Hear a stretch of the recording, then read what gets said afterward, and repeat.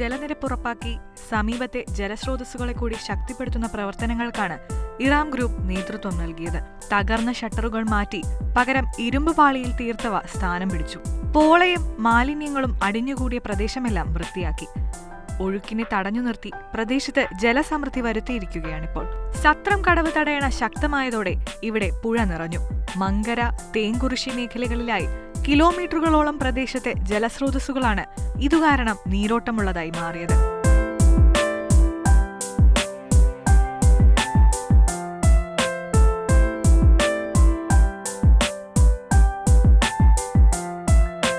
മങ്കര പഞ്ചായത്തിന് വേണ്ടി ഇറാം ഗ്രൂപ്പാണ് ഇത് ചെയ്യുന്നത്. ഈ ജലാശയ സംരക്ഷണ പദ്ധതി എന്നുള്ള ഇറാം ഗ്രൂപ്പിൻ്റെ പദ്ധതി പ്രകാരമാണ് ഇത് ചെയ്യുന്നത്.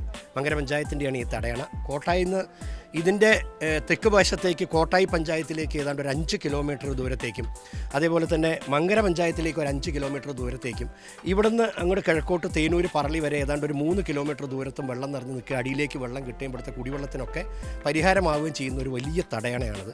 അതിൻ്റെ ഒരു നന്നാക്കൽ പദ്ധതിയാണ് ഇപ്പോൾ നടന്നുകൊണ്ടിരിക്കുന്നത്. ഏതാണ്ട് ഒരു 2-4 ദിവസം കൊണ്ട് ഞങ്ങളത് നന്നാക്കും. ഇഷ്ടംപോലെ വെള്ളം ഞങ്ങളിവിടെ നിലനിർത്തും. ഗ്രാമപഞ്ചായത്തിന് ഈ പദ്ധതിയിലേക്ക് തുക ചെലവിടാൻ ബുദ്ധിമുട്ട് നേരിട്ട അവസരത്തിലാണ് ഇറാം ഗ്രൂപ്പ് തുടർ നടപടികൾ ഏറ്റെടുത്തത്. തൊഴിലുറപ്പ് പദ്ധതിയിൽ നിന്നുള്ള തൊഴിലാളികളും ഗ്രാമപഞ്ചായത്ത് അംഗങ്ങളും നാട്ടുകാരും ചേർന്നാണ് ചുരുങ്ങിയ ദിവസങ്ങൾ കൊണ്ട് നവീകരണം പൂർത്തിയാക്കിയത്.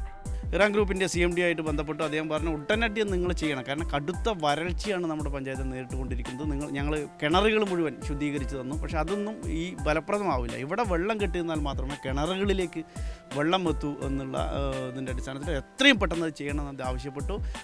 യുദ്ധകാലാടിസ്ഥാനത്തിൽ കഴിഞ്ഞ 4 ദിവസം മുമ്പാണ് ഞങ്ങളൊന്നും സന്ദർശിച്ചത്. ഇപ്പോൾ ഷട്ടർ ഇട്ട് കഴിഞ്ഞ് പരന്ന് കിടക്കുന്ന ജലാശയമാണ് ഈ കടുത്ത വരൾച്ചയിലും ഭാരതപ്പുഴയിലുള്ളത്. പഞ്ചായത്തിലെ 5000-ഓളം വരുന്ന ജനങ്ങൾ താമസിക്കുന്ന 1000-ഓളം വരുന്ന കുടുംബാംഗങ്ങൾക്ക് വെള്ളം ലഭ്യമാക്കുന്നതിന് വേണ്ടിയുള്ള ഒരു സാഹചര്യം ഇതോടനുബന്ധിച്ച് നമ്മുടെ പഞ്ചായത്തിന് ഉണ്ടാവും എന്നുള്ളത് വളരെ സന്തോഷകരമായ ഒരു കാര്യം. കുളങ്ങളും പൊതു കിണറ്റുകളും ശക്തിപ്പെടുത്തുന്ന പ്രവർത്തനങ്ങൾ പൂർത്തിയാക്കിയ ശേഷമാണ് ഇറാം ഗ്രൂപ്പ് തടയണ നവീകരണത്തിനിറങ്ങിയത്.